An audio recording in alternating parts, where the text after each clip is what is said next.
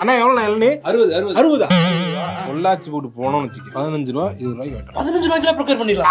Procure பண்ணிட்டு நம்ம வந்து ஹோல்சேல் அப்படியே எடுத்துட்டு டைரக்டா லாரி பிடிச்சி கொண்டு வந்து இறக்கிடும். அந்த லாரி செலவு அதெல்லாம் என்ன மாப்ள வரும்? அதெல்லாம் ஒரு 5 ரூபா 10 ரூபா தான் ஆகும். அதுக்கு மேல வர 25 ரூபா தான் உனக்கு கொள்முதல் ரேட்டே. காய்க்கு அவ்வளவுதான். லோடு தான் மொத்தமா பாப்ப, காய் எண்ணி போட்டு நீ பாப்ப. 25 ரூபானா அப்ப 35 ரூபா லாபமா? லாபம். அதான் சட்டையை போட்டுருக்க அந்த மாதிரி ஒரு சட்டையை போரு, பேண்ட பத்தியா, கையில வாட்ச பத்தியா, ஆள போரு, டிஷர்ட் எப்படி இதான் மைண்டம் பண்ணிட்டு கையில 60 ரூபா வச்சிருக்கான். காதுல விழுந்து கடுப்புல கையில ஒரே விட்ட வெட்டிட போறான். இல்ல சொல்றேன் நான், லாபம் இருக்கும் டிஷன். லாரியில கொண்டு வந்து சரக்கு இறக்க வேண்டியது, 10 வண்டி வாங்க வேண்டியது, 10 வண்டி சரக்கு ஒப்பி 10 ஆளை போட்டு அங்க ஏரியா அனுப்பிட வேண்டியது. கோடு அடிச்சு ஒட்டுங்க. பிசினஸ் எல்லாம் பேசாதீங்க. பிசினஸ் பேசாத மாப்ள, அமைதியா இருந்தாங்கண்ணே. வழுக்க வெட்டி தாங்கண்ணே. வெறுங்காயா ப்ராப்பரா இன்வெஸ்ட் பண்ணோம்னா அப்ப கரெக்டா அல்லலாமா? கரெக்டா இல்லலாம். இவன் மட்டும் கூட இல்லாம இருந்தானா கரெக்டா இருக்கு. இப்ப பார்த்தாலும் அவச்சொல்லா சொல்றான் மாப்ள.